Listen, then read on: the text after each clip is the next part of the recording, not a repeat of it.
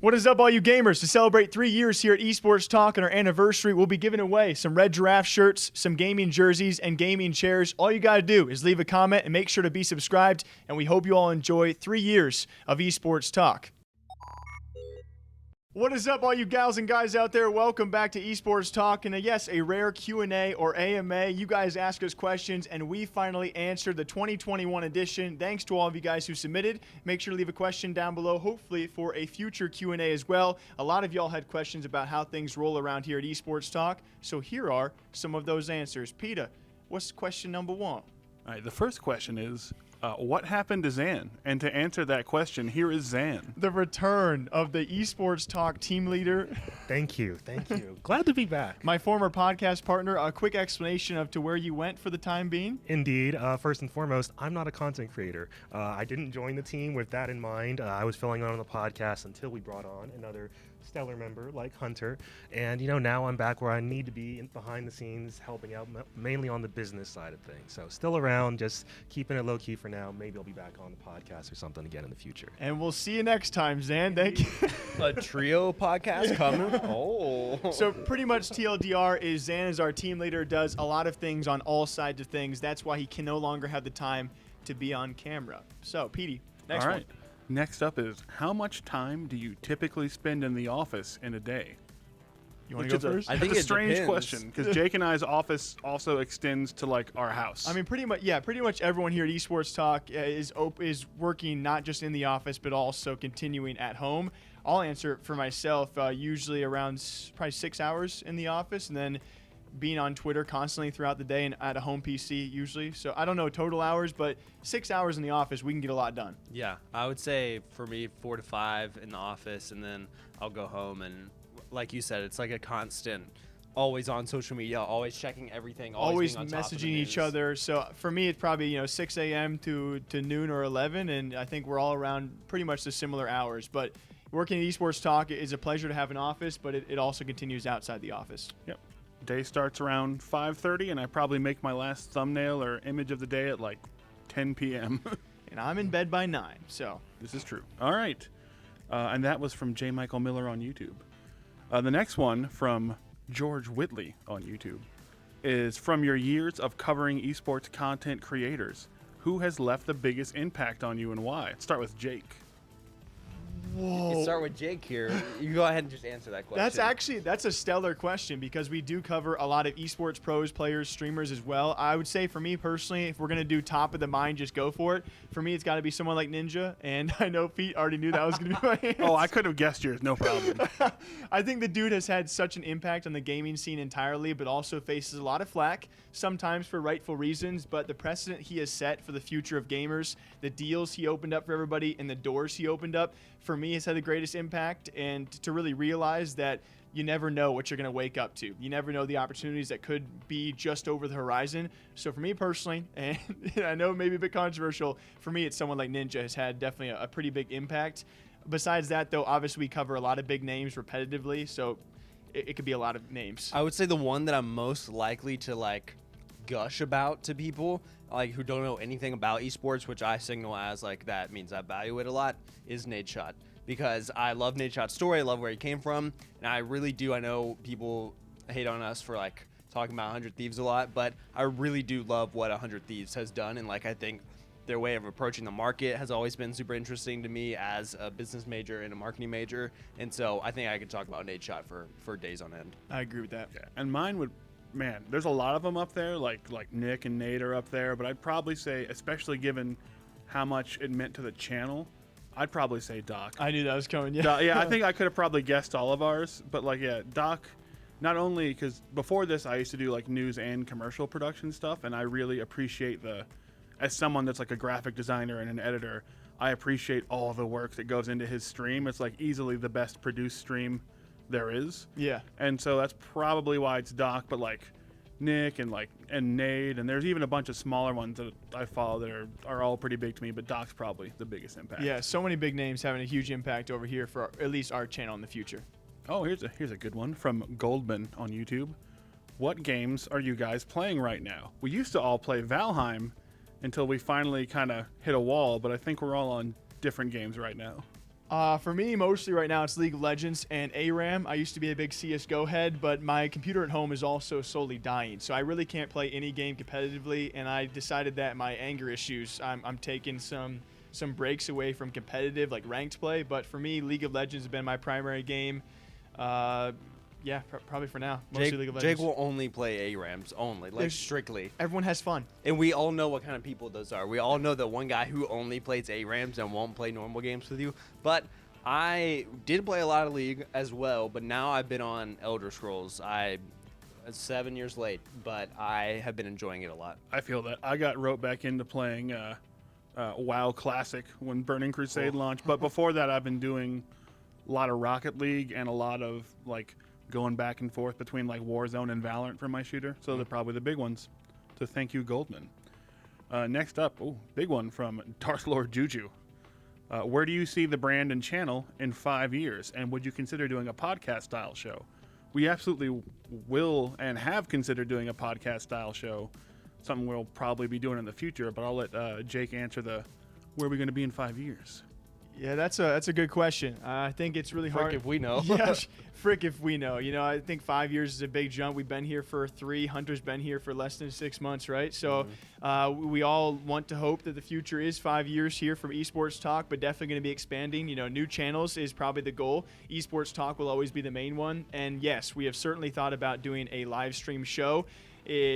There's a lot of things that can be based off of. We definitely want to do more of a live show for part of our expansion. But, you know, I wouldn't have guessed we'd be here after 3 years. So I do not know where we're going to be in 5, but hopefully it will be here.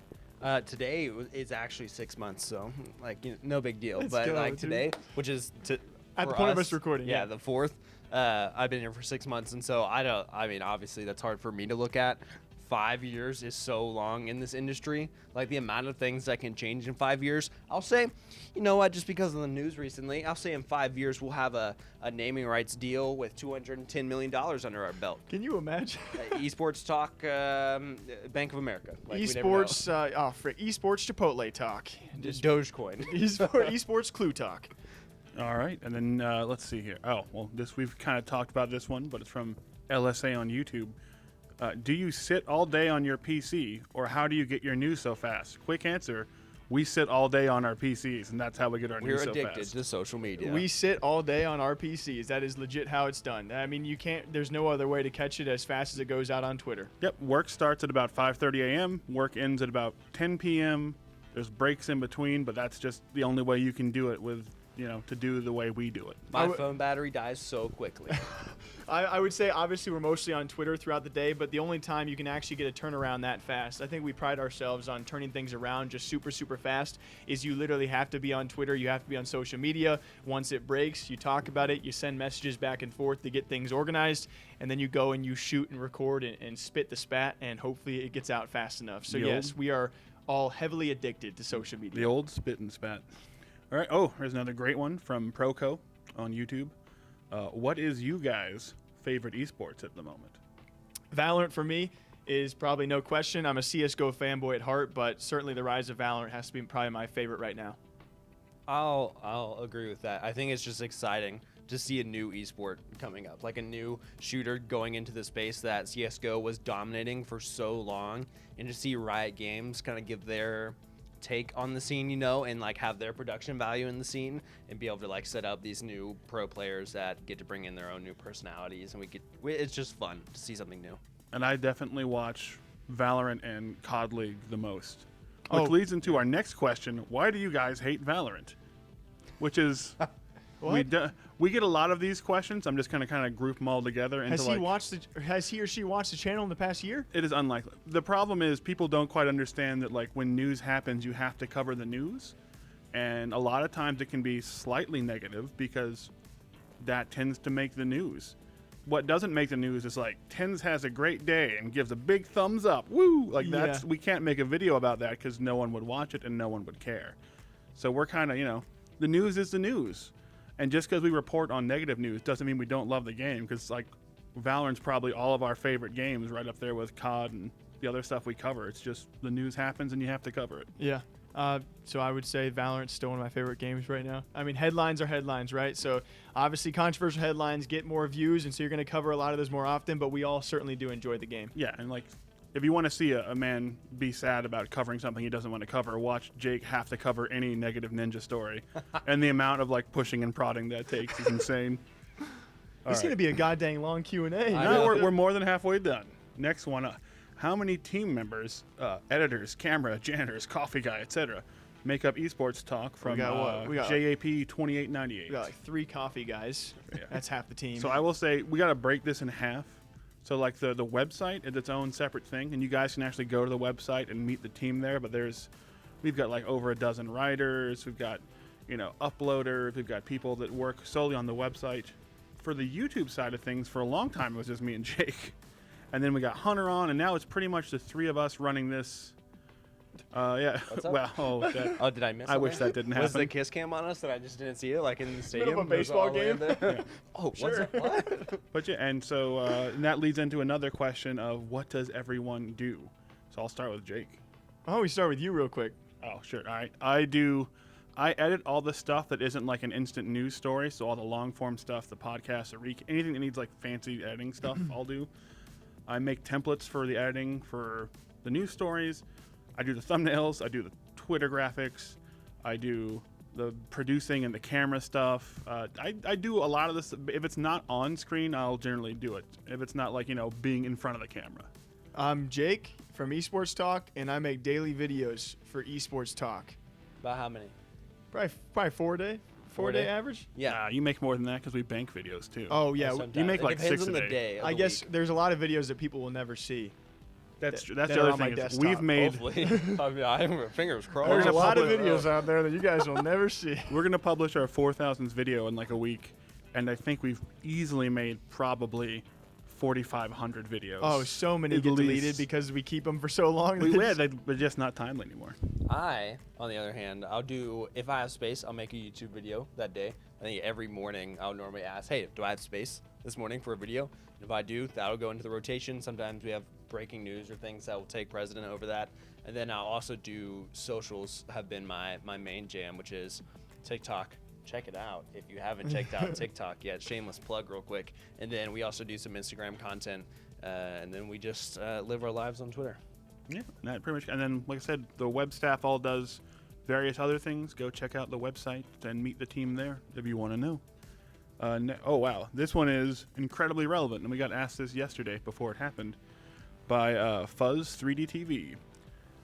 What, in your opinion, is the biggest esports deal or partnership that ever happened? TSM with crypto exchange FTX. And think of one that can top it in the future. Did that happen yet?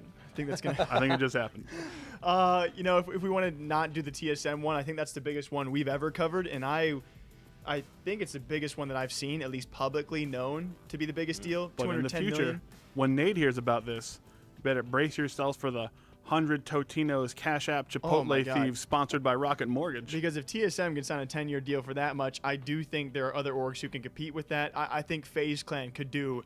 Holy, if FaZe Clan did a 10-year, this is why I think FaZe Clan's going to be the biggest deal. They're going to be the part of the biggest deal ever in esports sometime within the next year. I really am holding tight to it. So if you're asking for a future one, I think FaZe Clan will be involved. If you're asking for a past one, for me it was the Optic deal for 100 million, or Virtus Pro being invested into 100 million, or you got to choose TSM technically 210. I don't really have a past one, but what I was thinking of for the future was we're going to see.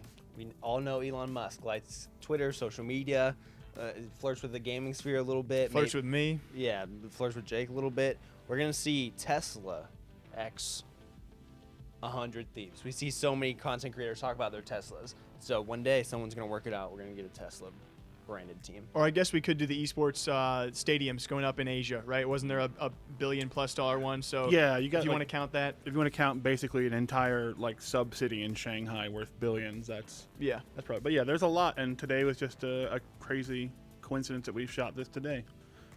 Next up is it's a very strange question: milk or cereal first? From @HelloDad. Yo, I'm not a freak. Cereal first, milk after. Are we all in agreement with that? I don't listen. All you psychopaths my who put God. milk first. If I was on camera, I would point the camera to myself. And so listen to me. If you put milk in your bowl first and then pour cereal on it, you are a monster. Yeah. You're a monster and you should be stopped. I- That doesn't work. How does anything get, like, nothing gets soggy but the bottom layer? You are a lunatic and someone needs to, like, get you into care. But to progress that question a little bit, do you guys let it soak for a little while? Like, 100%. You want it soggy? Dude, Depends on the cereal. A little bit. Yeah. Have you ever had Captain Crunch unsoggy? You'll hurt yourself. Oh, yeah, you gotta, like, if you I eat want Captain it Crunch crunchy, fresh, though. you're I dead. want the taste of that crunch. I'm in the middle. I'm not going to let my freaking Cinnamon Toast Crunch get soggy, but I want something in the middle. I don't want it totally crunchy. That's fair. It's a solid question from @HelloDad. Correct answer, no milk. Dry cereal. What's up? I mean, I don't hate that one. Water. That's my dad. All right, this one's from R. Bennett 10. What was the first esports game you watched? I think mine's CS:GO. Counter-Strike. Yep, 100%. Oh, probably League. I would say. RuneScape, Dead Man I was mode. literally that's what I was thinking, was watching people play Dead Man. Oh, wait, like- or League, yeah. It was probably a old League match back in the day that you wouldn't even like recognize anymore when you see the old League of Legends. Like, Yeah, League or Counter-Strike. Yeah, I can't. Oh, maybe Halo 2, because Halo 2 got a real small scene, but it's honestly, old. probably like old school COD. Now that I think about it, like I feel I like don't saw even some know old anymore. matches. I know. One of those. All right, from Percussor on Twitter. If you weren't in gaming, what would you be doing? Crying. Probably. That's I facts. don't know, man. That's a good question. I would be somewhere in the business realm. I was a marketing and management major, which is nothing special. It's easy. Degrees in the business realm compared to all my friends, what they did. So something in the business realm, probably not enjoying it whatsoever. Yeah, I would. Just before this, I was a video editor for a film company. So probably editing, or I was marketing as well. So I've done the normal jobs, worked at a bank, stuff like that, marketing agency, something not super fun. Before this, I worked for CBS and ABC News doing Yeah. producing and Yeah, we get it, man. commercial production stuff and videography. I'd probably go back to doing that and just not having as much fun as I'm currently having. All right. Let's go with a question from Mike Dimert. What's something you do in your life that you love or are passionate about but isn't work related? I feel like my whole life is work related. So like, I don't That's even true. know. As we've explained, work takes up a lot of our life. I'm big into disc golf right now. I love me some disc golf. I think most of my passions really revolve around, if not esports, then gaming or streaming. I guess working out would be one. Maybe. I mean, I'm a little guy, so it doesn't take much working out to show some kind of result. But yeah, I would say outside of gaming, esports, which is really, really a majority of my day, probably working out, something that kind of gives me fulfillment and makes me feel a bit happier. I feel like the only other things I do outside of gaming and esports is like, Oh, and drinking. no, like we like to drink, and then I hang out with my wife and my dogs, and so like I love my dogs and my wife, so I like to go like That's hiking good. or like watch TV with them or a movie with them or just like Not sure the wife's going to be pleased about the order that was announced in, but It's like kids and then wife, you know how everyone wants to do. You gotta lift them up a little bit. Just digging holes. I know. I just I'm sorry. all right. From Somi, did you ever expect this channel would grow this much in 3 years? And I thought it would do really well. I didn't think we'd be at 400K just under 3 years after Jake and I started. Like it's grown more than I thought it would for sure. Yeah, I mean, that's a really good question. These are all really, really good questions. The first year we were here, I don't even know if we broke 10K, or 10 to 50K, I believe. So, Yeah, I think we were at after 1 year in, I think we were really excited because we were going to be at 25K. Yeah. So I don't know if we expected it to be this big and for it to catch on, and we're blessed for that it actually did. I think we got really lucky with a lot of things. So no, I don't think I expected to be here. But now that we are here, just very, very lucky to be here. Hit 400K just within 6 months of me joining. So like, Pretty much all you, to be honest. That's what I expect. Fair points. Fair points. Here's a great one from Daniel Heusman. If there's one LAN event you could attend in each region, which ones are they and why? Oh, that's just one land. Here, I'll start off, give you some time. If it's an NA, I want to go to CDL Champs. Because CDL Champs, when the crowds are back, is wild. And that looks amazing. If it's going to be in Europe, that's tougher. Maybe like a DreamHack. seems like because DreamHack, go see a ton of stuff, couple of games played, kind of take your pick, and then for Asia, it probably have to be Worlds. Like, I'm not the biggest League fan, but like Worlds, having shot All Stars here before, like Worlds is wild. It's like an insane environment to be in. So those would probably be the three I'd pick. I'm pretty sure all my answers are the same, unless there was a North American major for CS:GO, like an E-League returns. It would probably be CDL champs, and then if we go to Europe, it would be ESL Cologne for CS:GO because nice. Yeah, that good just call. seems like the best possible atmosphere. And then if it was somewhere in Asia, I'd have to go League Worlds, 100%. Yeah, mine's gonna be a little more abridged. League Worlds, I want to go to so bad. The first, like whenever Valorant, I would like to go to the first big Worlds. And then this isn't an esport, but because we cover so many content creators, I'm looking forward to some sort of LAN or just event with Like all PAX or like PAX or TwitchCon, like something like that, where we get to meet all of those content creators that we've made countless videos on. Yeah, that would be nice for sure. I agree with that one. Okay, the day that we go to TwitchCon, I have to be a bouncer for the meet esports talk. I can't wait. All right, next up is we've already answered what does everyone do at the channel, which is a question from lots of people. But lots of people also want to know, how did Hunter get hired? What was the hiring process? Not in a bad way, but like how did you Why wind the up- frick is Hunter Yeah, how here? did this guy get on this channel? The way they posed the question versus the way we took the question, they were like, how did he get hired? And we're like, oh, how did he get hired? Like, what was the process? I can actually explain this one. So we definitely go through time and time again some hiring. We're always looking for people, always looking for personalities or people who are somewhat covering anything in this space. Hunter really didn't meet too much of that criteria besides the fact on camera he held himself very well. He was a very personable person, and that goes a very, very long way, and at least showing the knowledge of, hey, I can learn to be on camera. Yeah. Hunter was also someone early on who was interacting with me on Twitter, which a lot of you guys do, but like kind of funny banter back and forth. We eventually started DMing and sending videos on the Twitter timeline. Whoa. Don't talk about the videos we send each other. Oh, yeah. The videos in the DMs were different than the videos on public Twitter. But, he was putting effort into that kind of interaction, and that can go a very long way. So we eventually went through an interview process with a lot of people, and he kind of just stood out from the rest. And obviously having that previous relationship helped with that. Yeah. What? Yeah. Oh, here Zan's got a. As hiring Dan's guy, back. as hiring guy, real quick, the biggest thing Hunter did was he followed our instructions on how to apply. Oh, no. That is the biggest That is- roadblock that yeah. people run into, honestly, is like we have very clear instructions on positions that we do have open. Just follow the instructions. You're basically going to be taken under consideration. It's as simple as that. And I Thank will you, say, Team Leader Zan. the biggest thing that got Hunter hired, because I definitely vetoed some people because of them not having this, is that we make all of our applicants do trial videos. And Hunter is by far the one who put the most time and effort into their trial video, and it looked like something that I would have been okay with going up on the channel. So that's the big thing, is like interacting with us and like, following the guidelines to get you in the door, but you have to show that you're going to make the effort, and Hunter made great trial videos, and that's what got him the green light from me. So that's kind of the hiring process from, all three of us that do it. Also, bribe the current content creators. Send them $5,000 each every month at the beginning of the month. Link will be down The below. link to our PayPal. So just kidding. Definitely, you guys explained it well. I think in my brain, I credited it mostly to the fact that just developing that relationship ahead of time was important. Following directions, making good content, being able to get along with the current content creators. Yeah, why are you here? I don't want. How did he get here?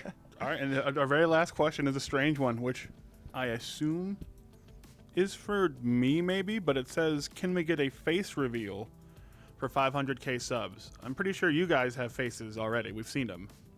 Little do you know. At 500K subs, I will reveal if I have a face or not. Wait, is that We'll an do actual that. question? It's an actual question from Zenith on YouTube. Yeah, we'll think about it. Are we good? Yeah, we'll see. Man, this can be a lengthy one. All I right, know. make sure to leave your questions down below, everyone. Those are actually some great questions, Yeah. and hopefully we can keep on answering them for the next one out there on Esports Talk, a little Q&A, AMA. Until next time, hope you all enjoy. All right, you take care of yourselves. Enjoy the rest of your day, and we'll catch you back here next time.